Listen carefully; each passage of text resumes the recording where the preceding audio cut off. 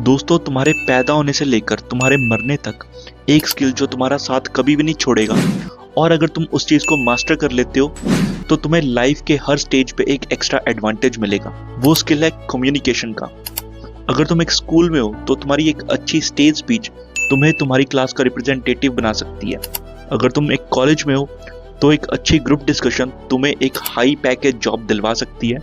उसी तरह अगर तुम ऑलरेडी एक जॉब में हो तो तुम्हारी एक अच्छी प्रेजेंटेशन तुम्हारी वैल्यू तुम्हारी कंपनी में इंक्रीज कर सकती है। स्टार्टिंग में मेरी भी कम्युनिकेशन स्किल्स इतनी ज़्यादा अच्छी नहीं थी, पर over the period of time मैंने उस पर काम किया और उसको इम्प्रूव किया, and today I can proudly say I am a very good communicator.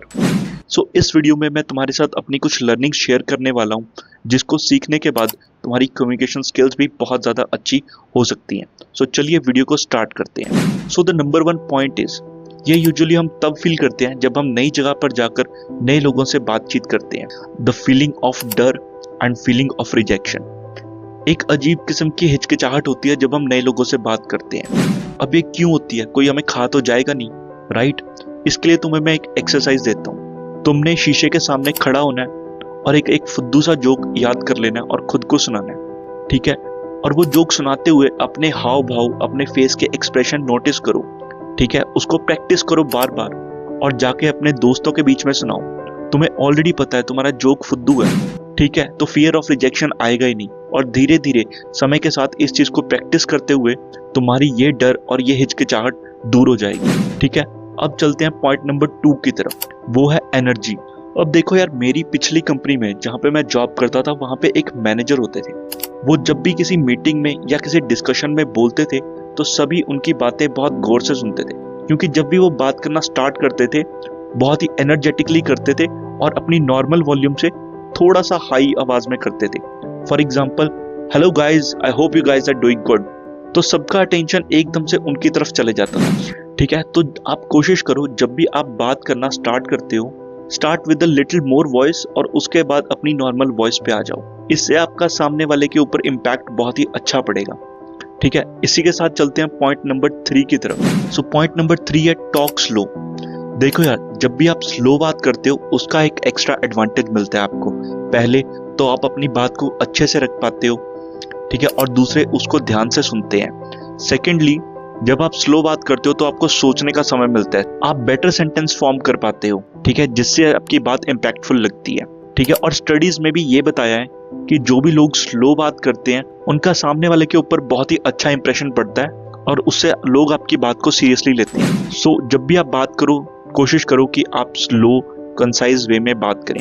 इसी के साथ चलते हैं पॉइंट नंबर 4 की तरफ, which is your body language. अब देखो यार, 55% ऑफ कम्युनिकेशन नॉन वर्बल होता है, ठीक है? ये मैं हवा में बात नहीं कर रहा। आप गूगल जाके 55-38-7 का रूल सर्च कर सकते हैं, जिसमें 55% आपका नॉन वर्बल कम्युनिकेशन होता है। यानी कि जब भी आप किसी से बात करें, try to use your hand gestures, make a eye contact with the person to show your confidence. जितने भी आपने मोटिवेशनल स्पीकर देखे होंगे, जब भी वो बात करते हैं तो बहुत ज़्यादा अपने हैंड जेस्चर्स को यूज़ करते हैं, ठीक है? किसी चीज़ को समझाने के लिए।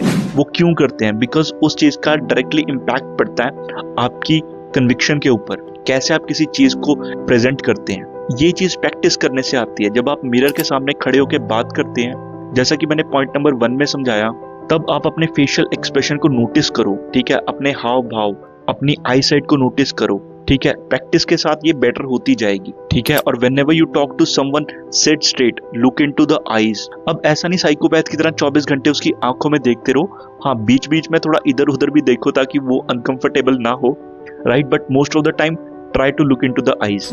अब इसी के साथ चलते हैं 2 बहुत ही इंपॉर्टेंट पॉइंट्स के ऊपर। Point number 5 is express with honesty. For example, आप किसी से किसी टॉपिक के ऊपर बात कर रहे हो, वो आपको कुछ समझा रहा है। जैसे फॉर एग्जाम्पल, आप अपनी ऑफिस में किसी प्रेजेंटेशन के ऊपर डिस्कशन कर रहे हो, किसी ने एक पॉइंट बोला, अब आपको वो समझ नहीं आया। सो से अप फ्रंटली कि भाई, can you please elaborate that point, और can you please explain it bit more. इससे सामने वाले के ऊपर इंप्रेशन जाता है कि आप उसकी बात में इंटरेस्टेड हो, आप समझना चाहते हो वो क्या कह रहा है, ठीक है? और बड़े बड़े लोग भी ये चीज करते हैं, ठीक है? जब भी मैं अपने क्लाइंट से बात करता हूँ, कोई भी पॉइंट उनको समझ नहीं आता, दे एम्फसाइज कि आप इसको इलेबोरेट करो, अच्छे से समझाओ। जब इतने बड़े CEO के लेवल के लोग ये कर सकते हैं तो आप क्यों नहीं कर सकते हो? मोस्ट ऑफ द टाइम हम इसलिए खुद को एक्सप्रेस नहीं करते क्योंकि हमें लगता है कि सामने वाले को ये लगेगा कि इसको इतना भी नहीं पता। बट एक्चुअल रियलिटी में उल्टा होता है। अगर आप कुछ भी नहीं बोलोगे, हर चीज पे ओके ओके बोलोगे, तो सामने वाले को ये लगेगा कि आप उसमें इंटरेस्टेड ही नहीं हो, उस टॉपिक में, कि आप उस डिस्कशन में इंटरेस्टेड ही नहीं हो। So what ever you feel like, express with honesty. इसी के साथ चलते हैं आखिरी पॉइंट की तरफ, जो इस वीडियो का लास्ट पॉइंट होने वाला है। वो है क्यूरियोसिटी, यानी कि सामने वाले में इंटरेस्ट दिखाओ। जब भी आप किसी से बात कर रहे हो, कोई आपको बता रहा है नॉर्मली अपने वीकेंड के बारे में कि मैं वहां कहीं घूमने गया था, तो उससे उसके बारे में बात करो, क्योंकि 90% ऑफ लोगों को अपने बारे में बात करना अच्छा लगता है अगर सामने वाला बंदा उनकी बातों में इंटरेस्ट लें।